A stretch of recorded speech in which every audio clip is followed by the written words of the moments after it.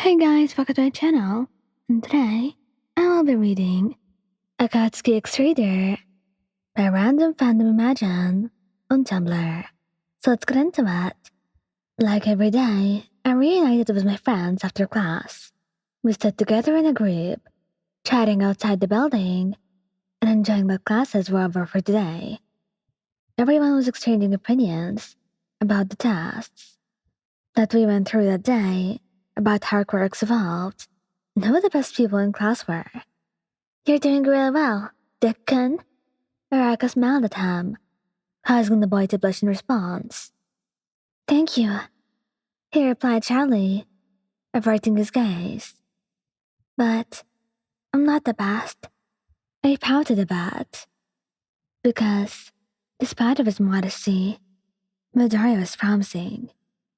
However, Katsuki was the one that probably did the best in our class overall.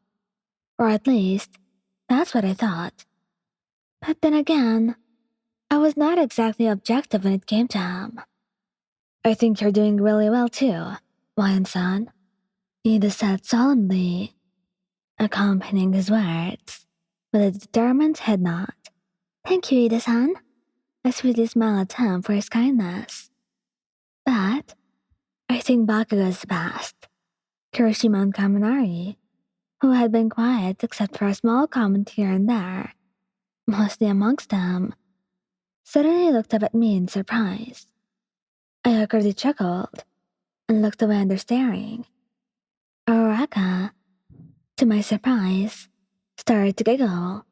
When I looked up, I realized everyone was now watching me instead of her, despite her laughter.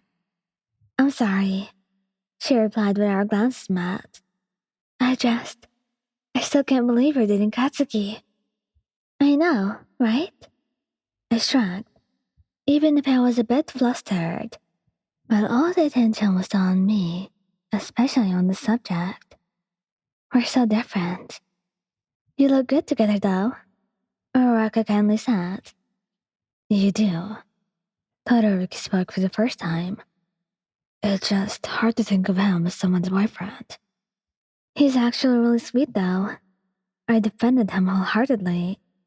Sure, he had a temper, and he got especially competitive in class because he wanted to be the best, to show how capable he was. But even if we started dating, just recently, he was always so nice to me. He could be surprisingly affectionate, and cuddly sometimes too. I suppose only me got to see that though. To my surprise, everyone laughed a little, like I had made a joke. What? I mean it. I bashfully looked down to avoid their staring. Sorry, Ryan, Kaminari said, as he coolly leaned on Midoriya. But I don't believe you. I wonder why. Kirishima played along, and they mischievously looked at one another. Maybe because he's not so competitive, or so humble, or so insecure. Okay. I stopped them, having enough of their sarcasm. You know deep down, you like him. Quit joking around. He's a good person in the end. Midoriya, as his childhood friend, defended him too. Everyone seemed to agree, even if a bit reluctantly. But Kirishima chuckled a bit, exchanging another glance with the redhead. Or maybe, because he's always angry, Kaminari joked, causing the rest to laugh a little. I gave up, knowing you weren't really serious. And that it was harmless to play along. Yeah, I made a mean face, trying to appear angry, and began to imitate my boyfriend. Everyone laughed out loud as I shouted at the top of my lungs, like you always did, and added a little bit extra to my impression of Bakugou, angrily throwing imaginary blasts of fire. Become him, Kirishima suggested excitedly, and gasped now when he reminded me that I could take it to the next level by using my quirk. So, I focused, closing my eyes, and using a mental image of him to actually shape-shift or adapt its physical form. I knew it had worked whenever he only yelped in amusement. I smirked, trying to do what he did. Then, I scowled and looked at Midoriya. Deku, I screamed at him, and my voice almost sounded like his. I will kill you. Too much into the impression, I frowned when everything suddenly turned silent. Their eyes were wide, and Midoriya actually hid behind the Araka. I knew what that meant. He's right behind me, isn't he? I said, sounding resigned, slowly changing back into myself.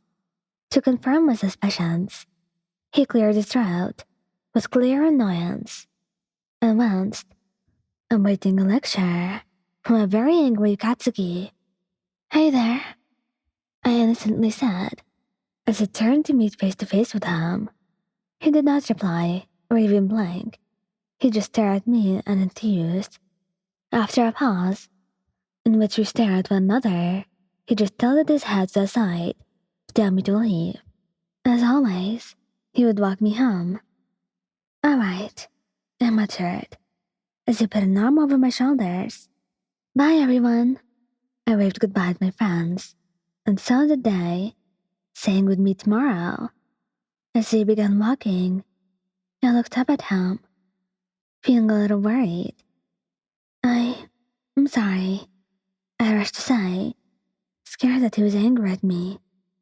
I didn't want him to be, nor to stop talking to me.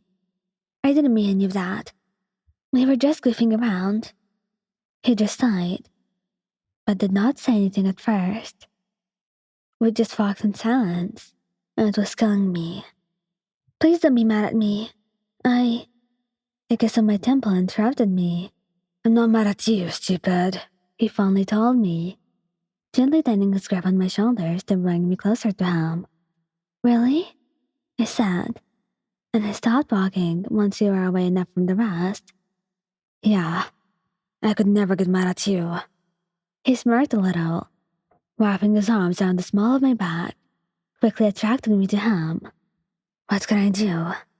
You're irresistible. I grinned, still amazed at how much he changed around me. How he was so flirtatious, mischievous, and cheeky, but also sweet and loving. No wonder Durst found it hard to believe. It was a completely different side of him. I rested my hands on his chest, too shy to kiss him. When he bit my lips instead, he smirked, which told me that I probably blushed in response. Is it because I'm really cute? I playfully asked, nuzzling his shoulder. Maybe. He hugged me tight. Or because I like you a lot. I smiled and closed my eyes, embracing how cozy that hug was.